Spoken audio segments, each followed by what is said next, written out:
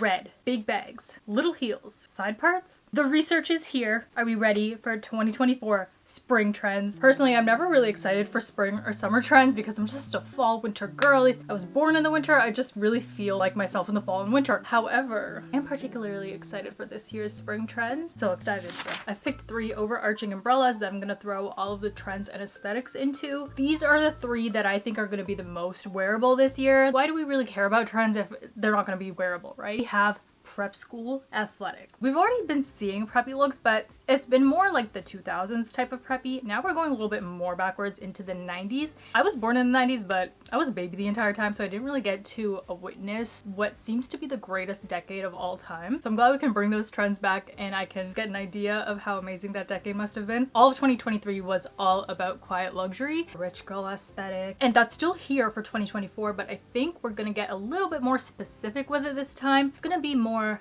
prep school and athletic. School uniforms, but also rich people sports, like yachting. Is that even a sport? Horseback riding, tennis, you know what I'm, you get the idea. This means that the OGs like Ralph Lauren, Calvin Klein, Tommy Hilfiger, Lacoste, they're all coming back for their mainstream moment this year. And I don't know if the brands are specifically coming back. I've already heard so much Ralph Lauren talk. At least designs inspired by those OG brands will be back. For tops, we're gonna have lots of collared tops, button-up cardigans, polos, the horizontal stripes that make everything a little bit more sportier. It reminds me of how we've had this sudden resurgence of the brand Coach. Kind of died along with Michael Kors, but it's made such a great comeback, and it came back as like a really aesthetic classic. Their comeback has just been so good. Their rebranding has just been so good. So when I think of Coach, I think about bags like these, but also riding boots, which just ties back into the prep school uniform, rich people sports. So what makes this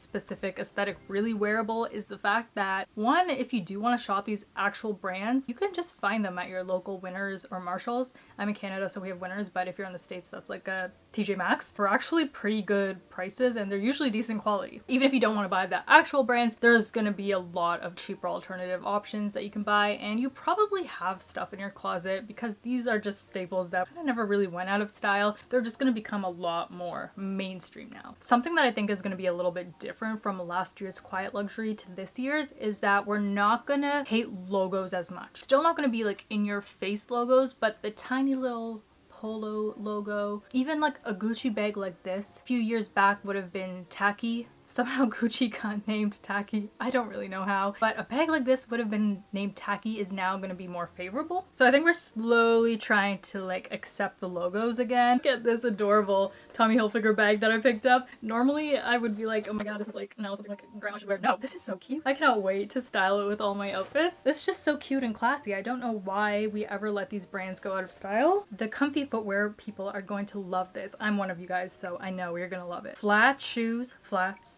and small little tiny kitten heels. That is our footwear of the entire year, honestly. With this specific look though, I think like flats that are kind of dressed to look like loafers.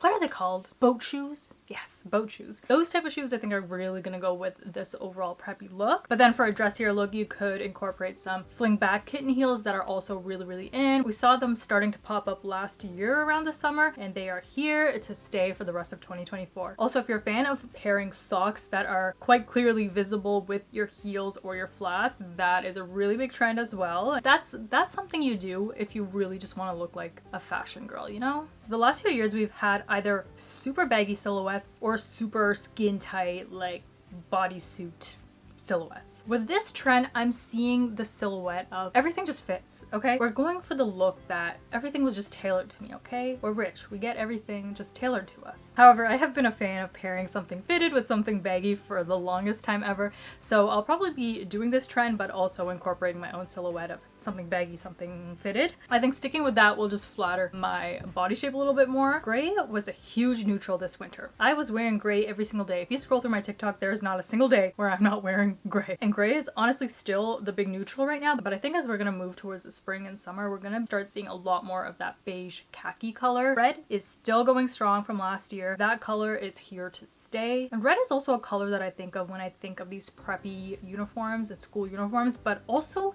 my brain automatically goes to navy blue. I'm really surprised that navy hasn't really been talked about yet, but I think it's just gonna automatically come into all these trends anyways because of the style that we're going for, like all these regal colors. I mean, I know when I was in private school for a total of 2 days, my uniform was navy blue. Spoiler alert, I came home and cried every day until my mom put me back in regular school with my friends. Let's talk about hair real quick. Are you guys ready for it? You probably are because we've already seen celebrities revert to the side part. Side parts are definitely going to be a big move for a lot of people this year because they could not imagine ever going back to a side part after having a middle part for, man, how long has it been the middle part? I want to say at least 5 or 6 years. My teenhood was spent with the side part complete with the emo bangs, so I'm not going to have any problem going back and forth between, oh, I can't believe how serious we get over hair parts and skinny jeans and wide jeans. And that's another thing, by the way, the slim fit jeans.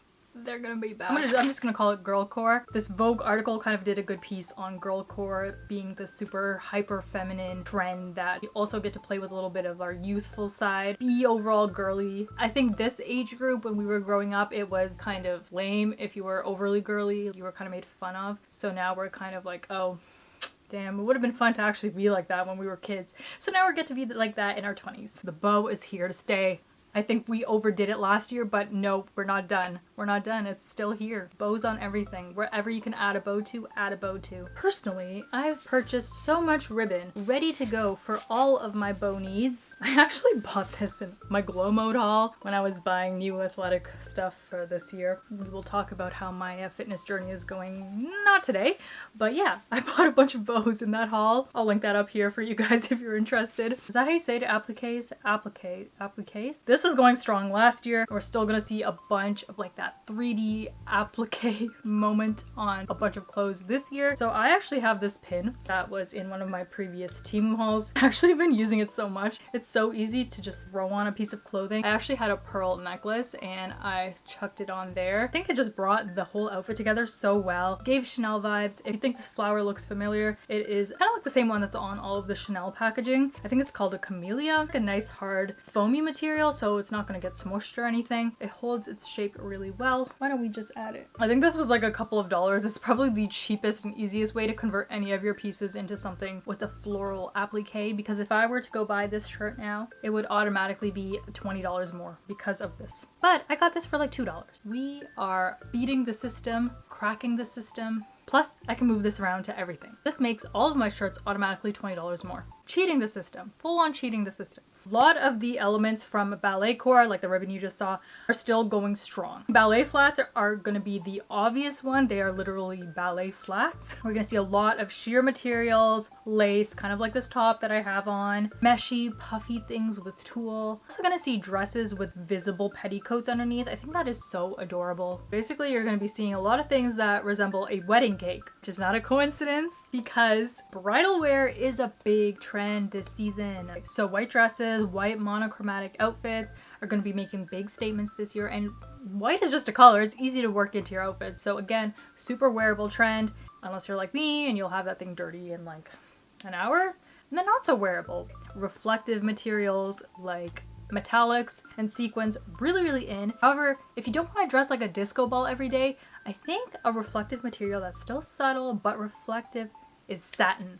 Again, I know the bridal, ballet core, satin, it's all just one big circle of life. We're gonna see full-on trench coats in satin, hair accessories in satin, the ballet shoes again in satin. Very feminine, very girly. It's like a springified version of velvet that we're always seeing in the winter. I just ordered some satin headbands. I'm so excited to incorporate those into my outfits. Also, I have an entire Temu haul coming up. It ties in perfectly with this trend video. And I just love the challenge of having such a big site like Temu and scouring through and finding pieces that are gonna work perfect for certain trends, and just putting a video like that together for you guys, sharing all my little finds and stuff. That like nothing brings me more joy than that. So yeah, be on the lookout for that. You know, around like 2020 we saw the low-rise pants. Well, now they're being incorporated into dresses and skirts with the drop waist. Basically, something that would be like an A-line is now Still an A-line, but the flaring starts a little bit lower. Around probably the widest part of your hip is where you're gonna see the flare start. Does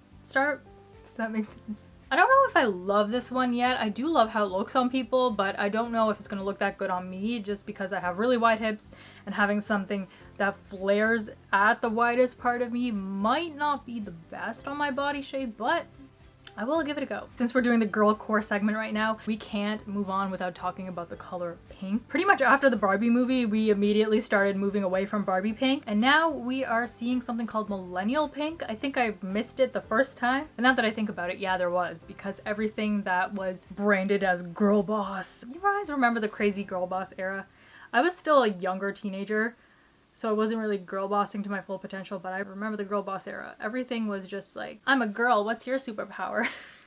Which is fine, but like, the good news about this millennial pink is that it's definitely more wearable than Barbie pink, because if I was gonna give any shade of pink a neutral classification, it would definitely be a nice, softer, muted, pastel-y pink like the millennial pink. So that's the good news. The bad news is that if it has anything to do with those 2014 girl boss movements, then I am out. That was low-key glorifying hustle culture and burnout. So hopefully it's just the color coming back. I was shopping on Abercrombie the other day and I noticed that they had an entire drop of just this pink color, and I really wanted to get the skirt actually, but I think it was sold out in my size. Actually, a lot of these pink pieces were sold out.